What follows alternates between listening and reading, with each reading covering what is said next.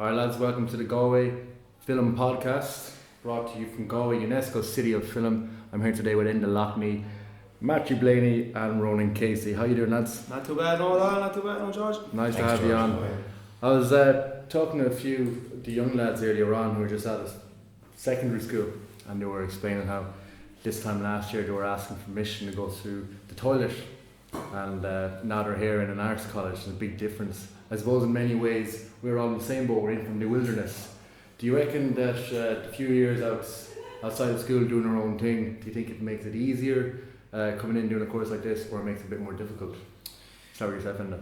I think for my experience so far, from coming in from other courses and already having the experience, it starts off a little bit slow for us, but I imagine that it's tougher for them coming in because they don't know what's going to happen. They're out of secondary school, but for us the course kind of took off a little bit slower, but now it's picking up pace, and it's starting to feel like we're getting challenged, which is something you always want. Yeah, exactly. When you're in a course. I don't know about yourselves, lads. No, I found like a couple of years break. Like I've been in school before. I've done the PLC course or whatever, right? You know. Yeah. But really coming in from, we'll call it the street, I suppose, like, you know, coming in from the street.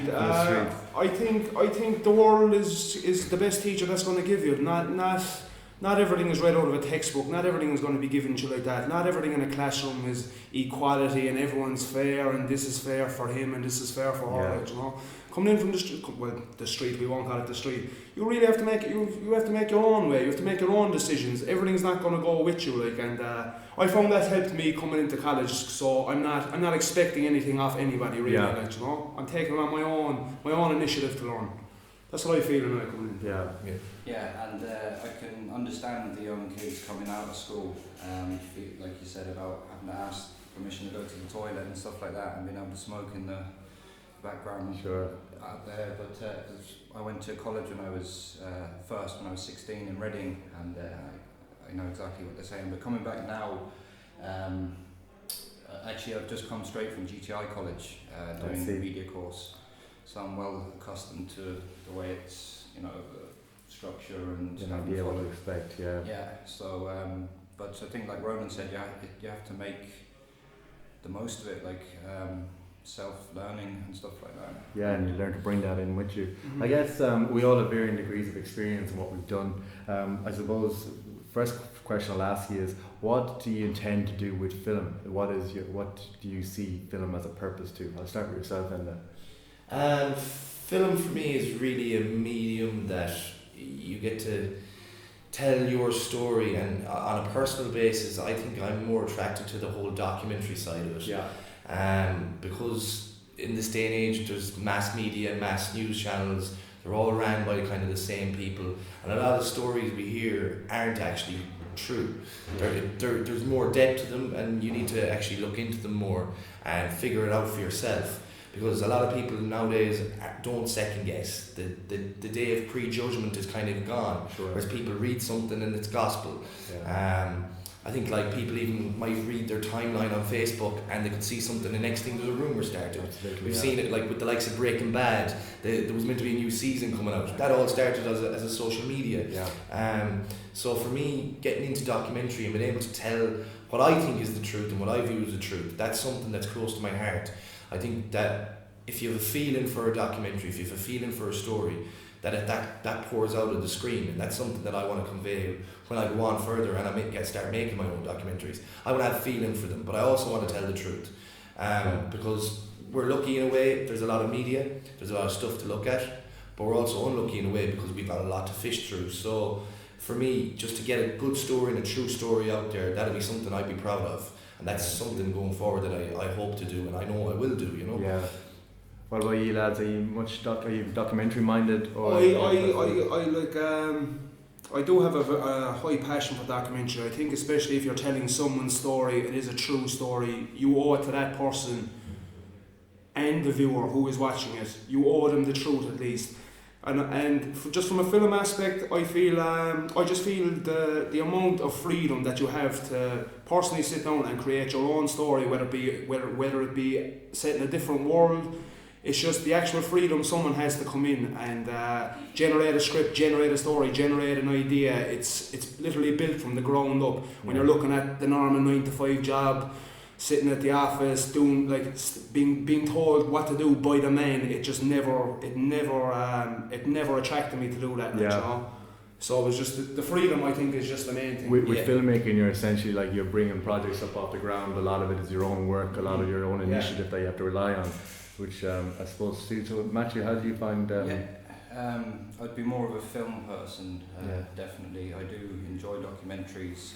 I wouldn't be much of an observational type documentary. It'd be more possibly investigative documentaries for me, like The Jinx and Making a Murder. They're fantastic. But for me, film, it's an escapism. For me, it's total freedom of creativity, creating a new world and. Being lost in that world.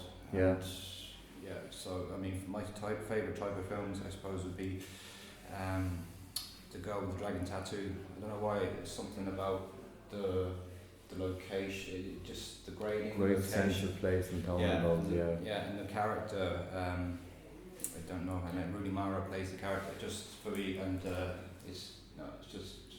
I think it's quite powerful when a good script, a good cast, a good director, the direction it's going in, when that all meets, it's hard to explain how influential a good film can be when all the moving parts come together and work correctly. Yeah, I love sitting down to watch a film and not expect much from it, and 5 minutes in, you're engulfed in the story, and it keeps going, it rolls. You don't want it to stop, like the likes of, say, Mad Max there and stuff like that. It just kept going. You wanted it to keep going. You didn't find 2.5 hours in the cinema gone. The Revenant just gone there as well. They're the kind of things that if I do make a movie, I'd love. That's what the audience is feeling. They want. If I'm feeling it while I'm directing it, then I'd hope that they'd feel it while they're watching it. You don't want them to be in there and thinking I have to go to the toilet 2 hours in, because once you go past that point in a movie, if it's over 2 hours long, that's what people are thinking. They're like, oh, I have to go out for a fag, whatever, If they're not thinking about that, you've done your job well, I guess. But that's all things that we're learning now. But we have a great group of people in our class, and that's the one thing about being in a creative course, is meeting all the new people and hearing all their ideas, and hopefully someday we'll all work together.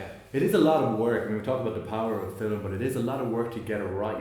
Absolutely. Starting from the starting blocks and going up. But have you found it more work than you expected, or have you found the meticulous, relentless nature of it what you expected it to be?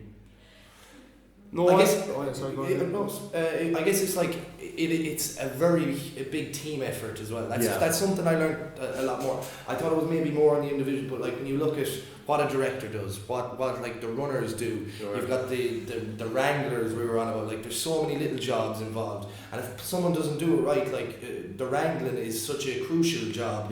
If that person didn't collect the data, it's gone. Exactly. That's your whole scene, your whole movie even, it could be detrimental to it. So just it's all those little bits of responsibility that come together. It's really interesting to learn, because there was a lot of new things I learned about film that I didn't already know, and I thought I knew already. Even small things like deadline and organisation, it kind of all goes hand in hand.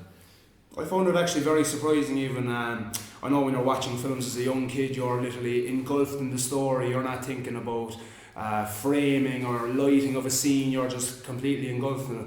But what I found from starting the college, from starting the course, even the amount of work that's put into one individual scene that may last 6 to 7 seconds on the screen, and wait from different angles, just retakes, different lighting. I couldn't believe the actual moving parts that were put into even just one scene of a film, not to mind a feature length like a Bloodbath, Quentin Tarantino 3 hour long. You think you when you're younger, you look at the actors and you think, oh, they've got such an easy job. But the older you get as well, the realization of they have such a tough job to remain in a character, to completely keep repeating themselves. There's all those little things that as you grow older, and especially when you get into the course now and you see it firsthand, that you have to grow so much respect for people, because I'm sure it could be monotonous if you're out on a cold day, pissing rain, Absolutely, and like you have to keep repeating yourself, things aren't going right, but you have to keep yourself in that zone, you know. So it's really been eye opening so far. You know? It is a strange thing learning to work with other people, and to learn that is probably the most important aspect of filmmaking, which is absolutely. You know, if you're a director, or say if you're making short films and stuff like that. When I made my first short film in 2007, I wrote, directed, acted, edited, distributed it. Whereas I've come to realise now that really I should have assigned roles to other people, because I was too stuck in that film that I couldn't see mistakes. Sure. I couldn't see outside of my own bubble in that film. Whereas now I look back now and I almost sort of cringe at some of the things that I didn't fix. Whereas if I put an editor, or you know, yes, I was the director and it was my vision, but if I'd given it to an editor, he may have made it something completely different but better. Sure. You know, so you have to be able to trust other people and have faith in other people's skills and step aside as well. Yeah, the stepping aside, it takes a bit of letting go to let your work go to, you know, in the collaborative, in such a collaborative industry, to let your work go and let people finish it off, or to let people, you know, produce it and start it off. I think it's something that, especially when mature students come in who have done their own stuff and, like you said, edited, distributed, did everything, it takes a little bit of kind of, it's a bit of work letting it go, right? Yeah, absolutely, yeah. It's the whole thing about, like, everybody gets that block as well. You get that writer's block, and it's always good to take a step back and hear what other people have to say. You know, you just have to open yourself up to criticism and to the help alone as well. Yeah. Absolutely. Yeah, I mean, just touching on that, actually, what Enda said, that was another big eye opener for me, was criticism from other people about the first film. I put it up online, and there were a few good comments were sort of saying this didn't work, didn't like that, and I took that as a personal insult. Sure. Which I suppose is a very immature way to be. But we're quite precious about our films. Yeah, put them out. I took they're babies. That whole term, my baby. That's what, you know, and I was getting insulted by it, but it's one of the biggest things, is to learn to take constructive criticism when you pour your heart and soul into something like that. Yeah. People aren't doing it as a personal jibe at you.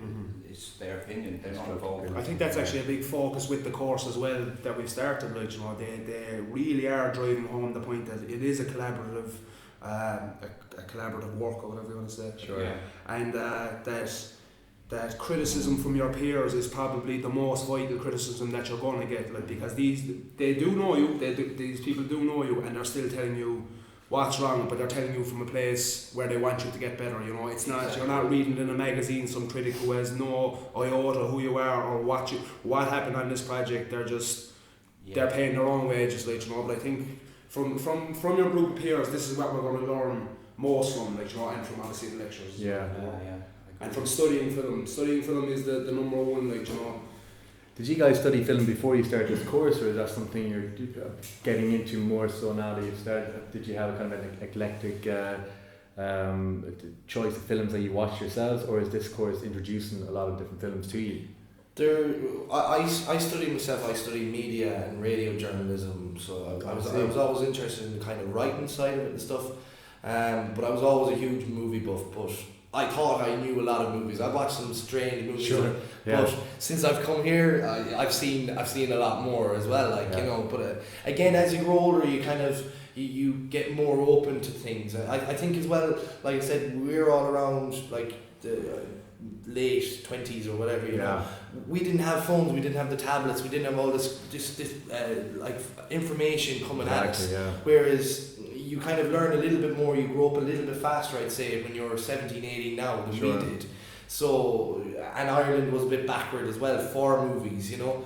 But I'd say I've really opened my eyes. Like, I watched Room last night. Like, it was unbelievable, you know. Like, it's a beautiful, emotional, moving piece. Like, but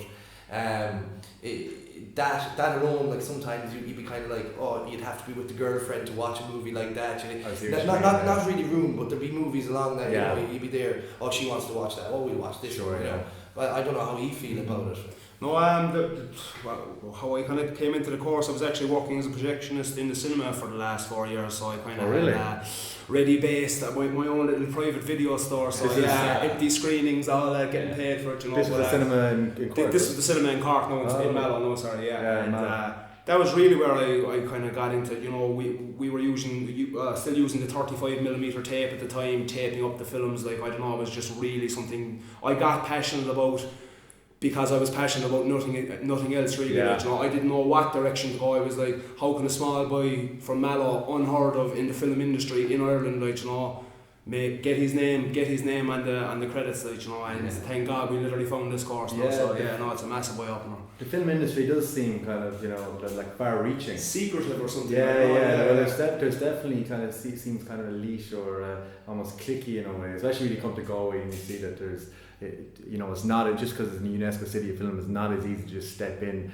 up to other filmmakers and just begin. There's a lot of connections, there's a lot of bullshit, there's a lot of networking involved. You know, I think for us as well now, like for younger filmmakers coming up, like a group of us could get together and we could come together with a great feature film.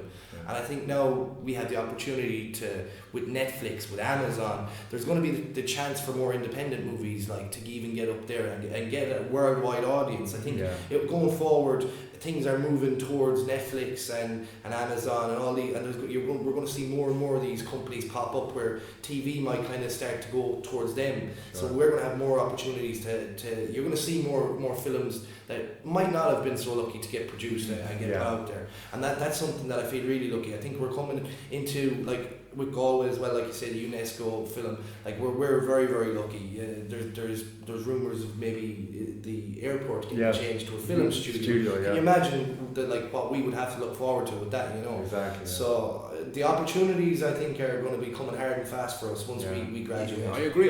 The opportunities are definitely going to be there. But like when you talk about the new outlets, you talk about, I know YouTube has been around now. YouTube. You're talking about Netflix. You're talking about Amazon. And especially with all the introduction of the DSLR cameras, it's literally, the competition has never been so high either, because everyone is a junior filmmaker. Everyone has, I think it's the most important thing is getting an idea that's true to you, that you really want to tell, the story that you really want to tell, and try and make it as original as possible as well then, because the amount of actual films, documentaries, shorts, everything that's coming out, it's just kind of nearly overwhelming to the masses. And a lot of ideas get recycled, and it's the one that try to go for something different that kind of get through.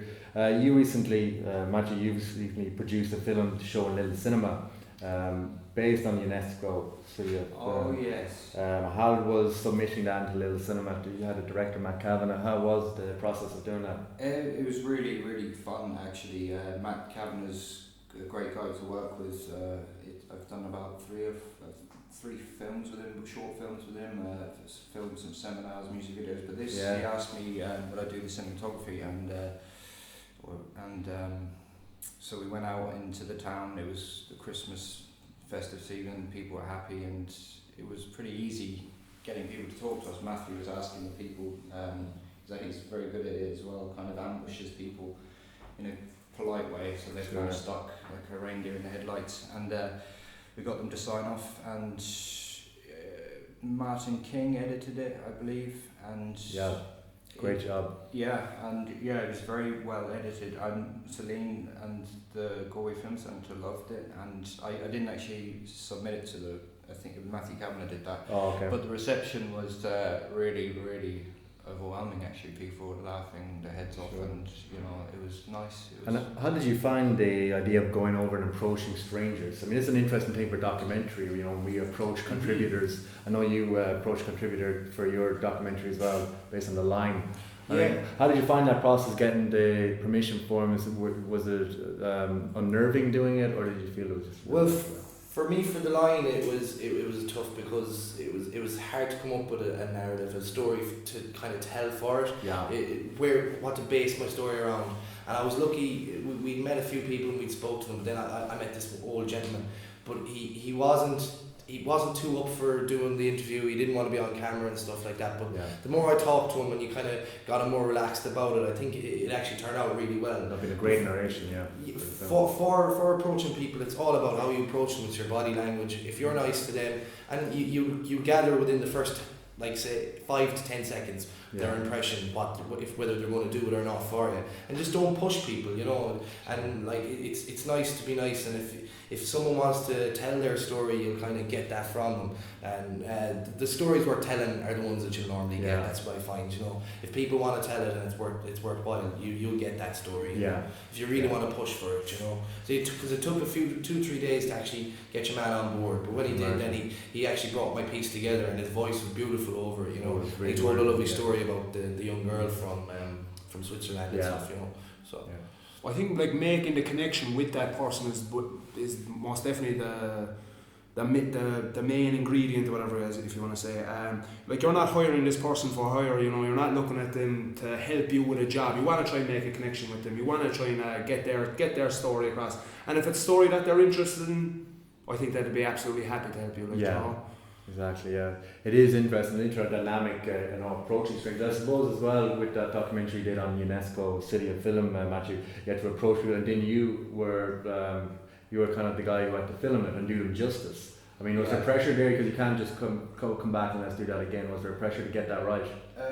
Yeah, there is always, because like obviously Matthew will be waiting for people, so we'll be waiting for people to come past, and Matthew would kind of, like I said, jump out at them and with a smile and say, would you mind? And when they did, I had to then very quickly adjust the exposure and frame it, and sometimes we were being hampered by the rain, so there was all these things. But as soon as we started, like once they're in front of the camera, it was pretty simple, really. You're on your way. That's another thing, like with Ireland as well, as we move forward over the last 10 to 15 years. I'd say my father, I don't know about any years, but if he was approached with a microphone 10, 15 years ago, the head would go down, hands be in the pockets, you know, and he'd be like walking by, no, I don't want to, no. It was like a dangerous animal. Now we're kind of becoming, it's good and bad, numb to it, because people are always out with their camera phone, they're always out with something, you know. There's always someone recording anything, you know. So it's kind of like people are a little bit more approachable in Ireland now. Like it's fine. People in America, you expect someone to come up to a TV camera and people were jumping in front of it, you know.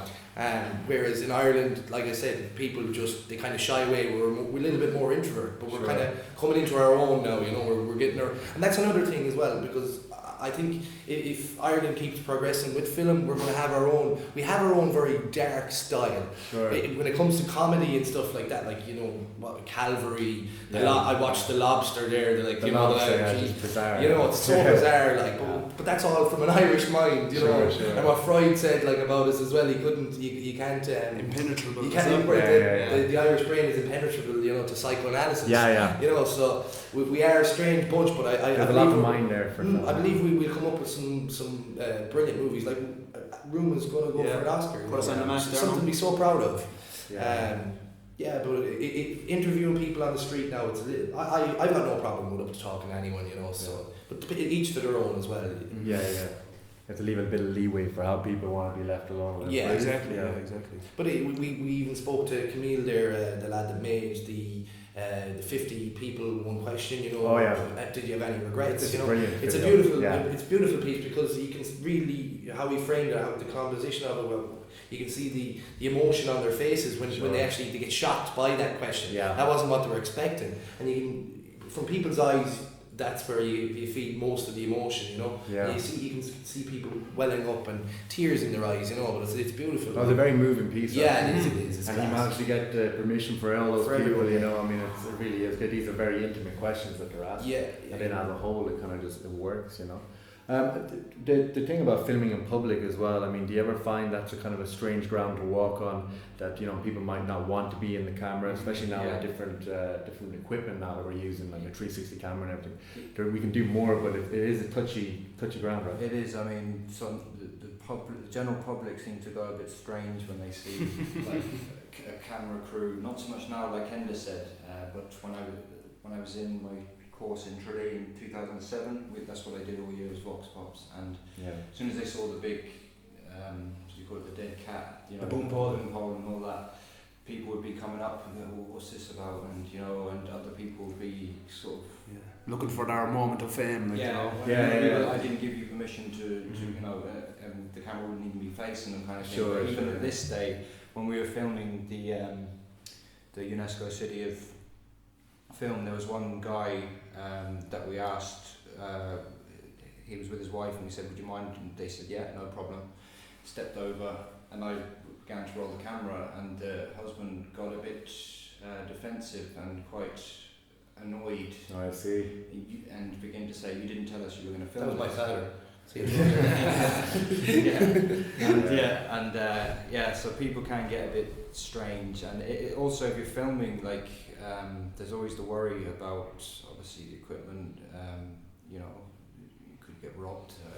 That's probably not so much in Galway, but there's those worries. And then there's the just obstruct. I don't know about anybody else. I feel a bit of pressure, you know, filming in public because there are other people, and I'm not in my zone. You're kind of in the spotlight as well. I think it's people are interested. They want to see what's going on. Jack Taylor is. I don't know if you know Jack Taylor. Glenn plays him. He's filming down there in Wellpark at the moment, actually. And there's a big crowd out there. There's everyone watching the equipment and stuff. You know, a lot of eyes and a lot of expensive equipment. You know, and it's just a healthy kind of you know, curiosity. But it does put you on edge a little bit. It does, yeah. I think I nearly ruined one of the shots yesterday, actually walking up to college, like, you know. But these things happen. So, like, no, especially like when people are kind of comprehensive about being filmed as well. I think if you kind of look at the power of editing as well, a simple interview could be turned on what you're saying into a number of different things, like, you know, your words could be taken out of context as well. So I think kind of, especially from like looking at like Michael Moore's documentaries, he's kind of guiding the audience in a certain way, and I think people have become kind of more aware to this, and that they can be taken out of context and made to look what they may class as the fool or whatever, you know. Yeah, because we kept getting the reference, "Oh, you're going to do a Theresa Mannion job on us." The broadcast. Yeah, that's what we kept getting, because it was around about that time. So the public are getting more aware anyway of editing and stuff like that. As technology is advanced so much. They're getting more shrewd about how the stories are told on media, right? And it is an interesting thing as well, media, and how the power we have. I know all you guys are political enough in your own rights. I mean, how do you feel having that power? Do you have the chance to say something? Is it something you go with caution, or do you think you should go all out with it? I think from like I wouldn't be too involved in the politics now, but from listening to the politics and listening to just the backhanded answers and just trying to avoid the actual question that's being asked, I think with the power, I think with film, this is an opportunity for you to say what you want, to the masses of people who are sick of listening to the same dribble being taught to the country over the last number of years, you know.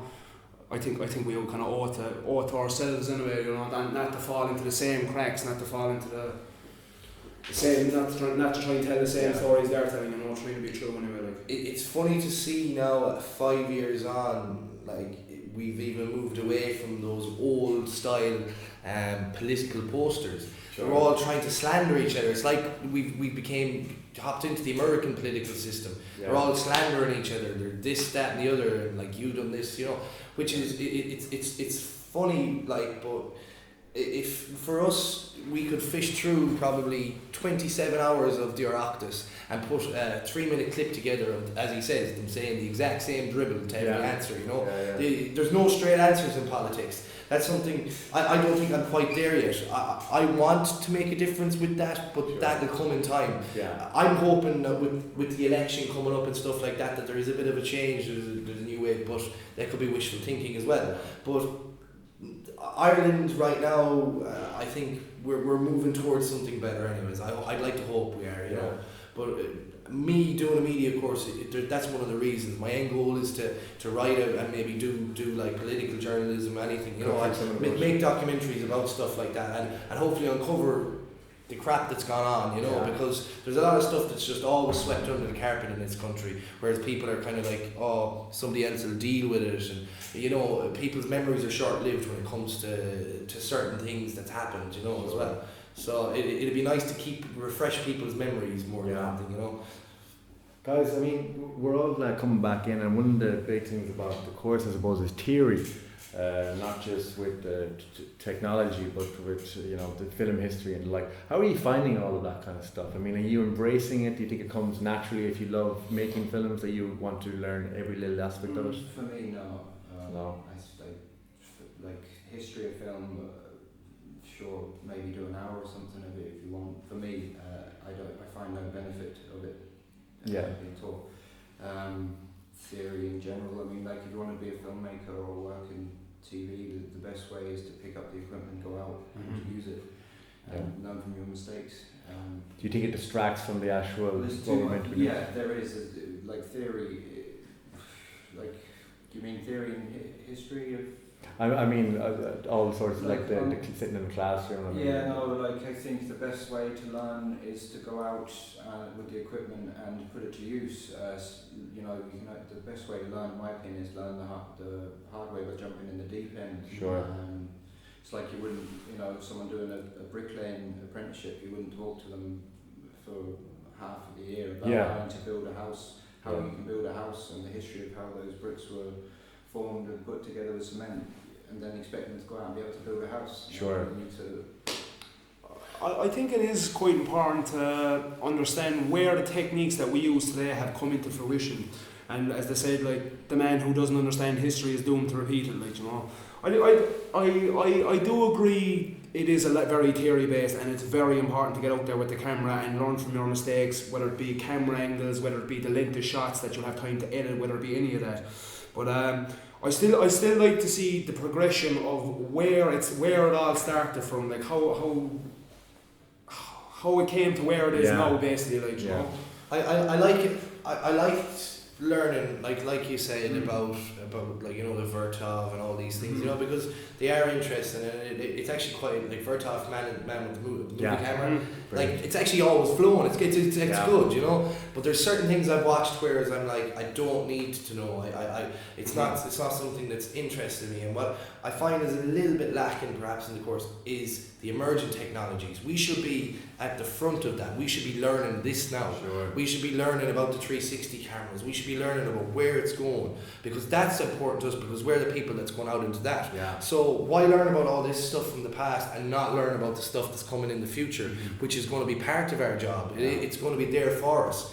And that's something that I find we're a little bit behind. I don't know. I'd like to see us learning a little bit more. And when you're in college, you come up with ideas, and together, for instance, Steve Jobs, he met your man in college, and they made Apple. Exactly. So if we were learning about stuff. Like they were learning computers. I'm sure they weren't learning about past computers. They were learning about what they have to make, what they have to do going forward. Very good point. Yeah. I mean, it's I suppose it's all about access as well. And I suppose the fact we don't have access to cutting edge technology is money more than anything else. But it does kind of make you feel hindered a little bit, away, kind of hidden away in college when everything else is happening outside, right? A little bit. I mean, I suppose. How do you go about that? I mean, do you guys have placements set up for the summer? Do you have any intention of working with any channels or anything? I did kind of get a heads up for an internship now with a producer named Evelyn McLaughlin, but I must try and follow that up now as well. No, I think it's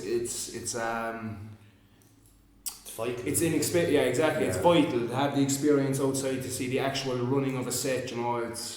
It's tough to learn that in here. I know you're learning about the risk assessment, and we're literally ticking the boxes inside here. I do find it important, though, the history, as well, even just to look back at it. I do find to know where we came from to get where we're going. You have to know where you came from. You branched onto the whole thing about deadlines and stuff like that, and that's an experience that you can't learn in college. Yeah. Really, even though you have the pressure, I know you're doing. We all have to work too. We're all going to have our work in for it. But when you're actually working in that job and you're in the pressure, I've worked doing editing for radio stations and whatever, and I'm feeling the pressure of having to have it, getting given stuff an hour. You have to have it done in an hour. Yeah. That's stuff that you can't get anywhere but doing it hands on, and that if this falls, it falls. Yeah. Whereas you can go to your lecture and go, oh look, I got a bit bogged down. Sure. If you go to your boss, you probably be out the door. Yeah. for me, I'm 100% going to try and get with the cinematographer, or just even out doing a few days out in Rossnaroon. I'll intern, no problem. I've done it before. Yeah. Like, work for no money. It's no bother, because it is vital experience to get, Yeah. and it's something that you need to learn, and it makes you more appreciative, I guess, then when you do make it, because like you started at the bottom, now we were here. Yeah. You know what I mean? Like, Exactly, so yeah. that's all. Nobody gets given, like, not many people get given a silver spoon Yeah. to go, oh look, you're getting this, you're getting that. It's like any You need to adventure. work. You Sure, just need yeah. to, and that's for anybody coming through, anybody who's younger, coming out of school or anything like that. Like, you can't coast it. There's no point. Yeah. There's no point in coasting things, because if you don't try your best, you're not going to get the best. So you can't expect the best. So It's probably one thing that we should be kind of encouraged to do more, is to go out and find work, or is to kind of, we're all encouraged to make our own films and everything, but we kind of need those deadlines. We need a boss on our back a little bit to kind of get get the kind of structure of that, especially if we're going to be part of the set. Matthew Blayney, you're from Reading, is that right? Yeah. What's the filmmaking culture like there? Is there much of filmmaking culture? I know Bradford is the UNESCO City of Film over there. To be honest, actually, I'm not too. There would have been more theatre. There would have been more of a theatre culture down there. I wasn't into film. I left Reading when I was 20. I was into music, so I wouldn't know too much about the film culture. But I do check on the newspaper from time to time, and I believe Reading has a zombie set that's on display. It's a shopping mall that's been turned into a zombie set. And they do make zombie films in there, so that I presume there would be. There probably always has been, actually. It's just I wasn't into it. So You kind of developed a taste for film. yeah, when I came to Ireland, yeah. You started off doing a bit of acting, actually, I understand.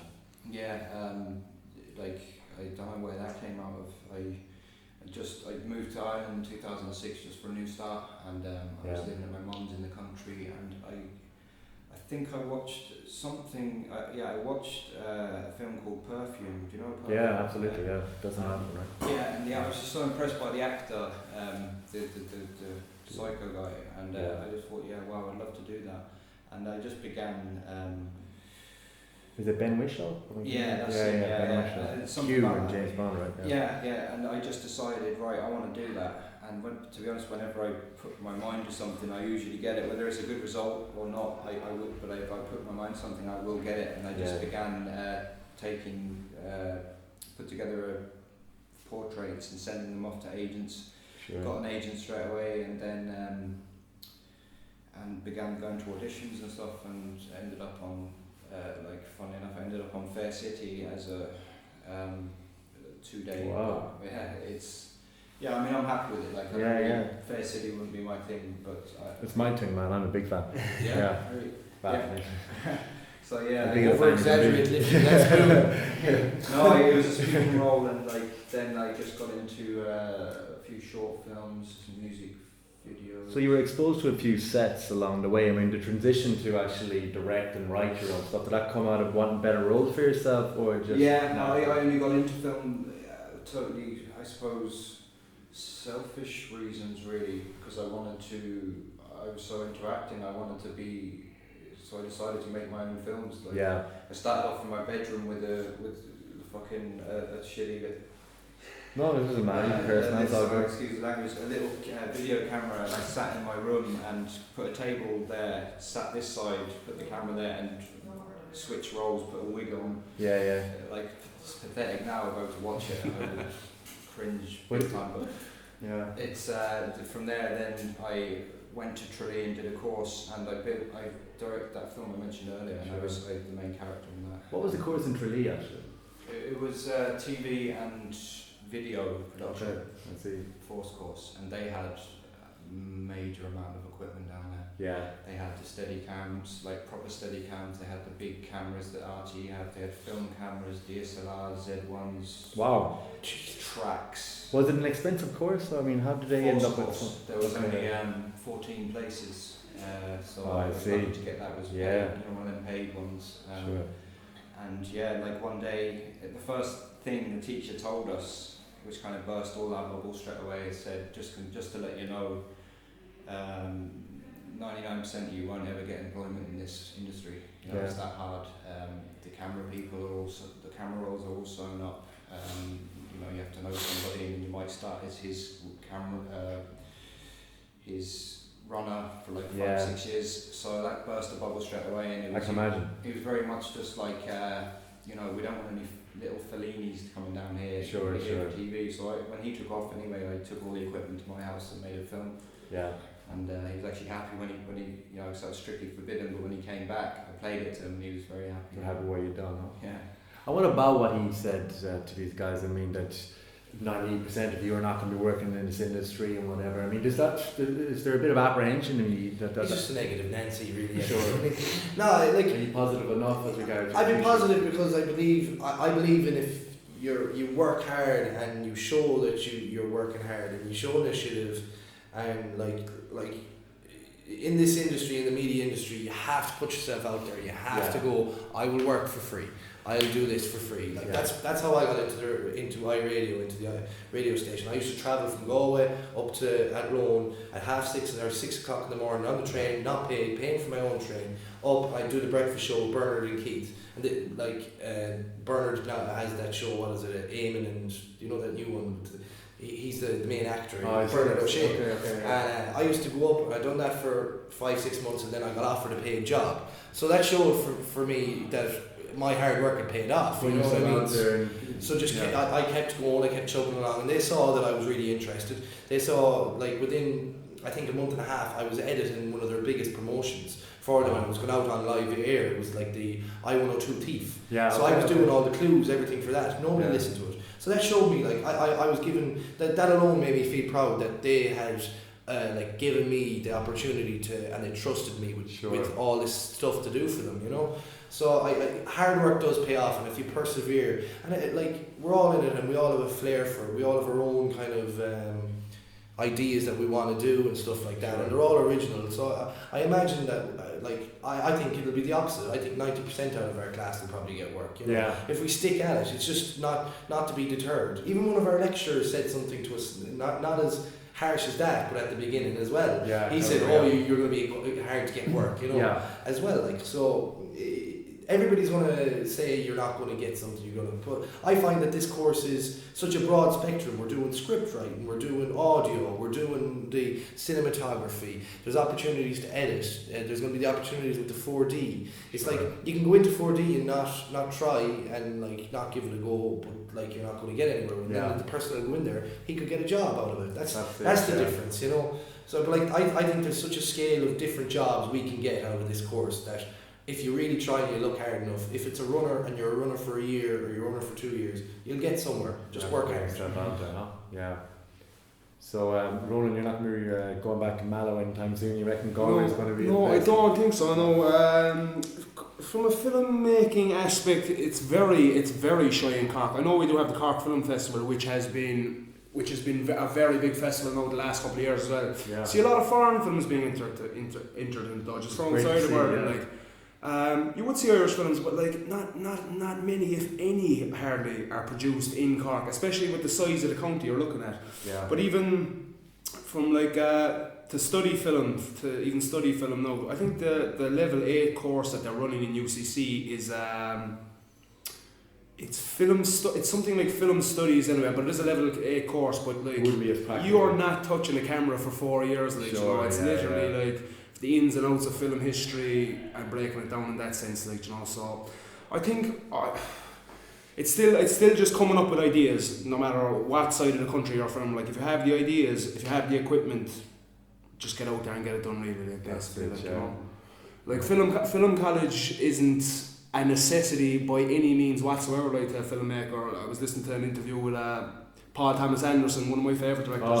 Amazing. And I think he enrolled in the New York Film School or whatever, the main film school in New York, and he was there one day, and one of the lecturers had told him, was standing at the front of the class and had spoke to the class, if any of you want to make the next Terminator 2, this isn't the place for you. And he got up and left. He got his money back for his tuition, and he went away and bought some equipment, and he went away and made, look at the films he's made, Boogie Nights. It's like, you know, It's just unbelievable. You know, it's interesting you mentioned that, because I have been thinking recently, especially with fees and everything, and they're coming out in installments, whatever. Sometimes I do feel, you know, if I just put all that money into actually getting the equipment, getting the software that we're given here for part of our tutelage, and just going off and doing something, then you're all of a sudden you're in the wilderness again. So there's almost a kind of you're in college now, so you almost feel kind of protected in a way that you're going somewhere. Obviously, it's towards a degree as well. We're all chasing that piece of paper, really. Sure, yeah. I mean, I wonder if a degree is very important with getting jobs in film. Well, this day and age, like self-taught, through YouTube, there's so many things you can just watch tutorials on YouTube, and you could be a master of something if again you apply, Sure. But it's. I guess it's the person as well, you know yourself. If you're at home, are you going to do that? You know what I mean? It's all saying, I could buy all that equipment. We have the kind of guidance. It's good to I find now that I think when we move further, the network, and Celine, she's a great person. There's a lot of connections you gain from college too. Yeah. We don't have everything yet, but we'll get there, you know. And just working. It's not long either. It's 3 years. Sure. And 3 years, once you have that, you will be probably looked at ahead of someone, you know. Yeah. And if you do your little videos throughout, and you make a few pieces, who knows where they could go as well, you know. Yeah. You're thinking of word of mouth, you're thinking about, how people see you, and connections, of course, as well. So, they all kind of go hand in hand.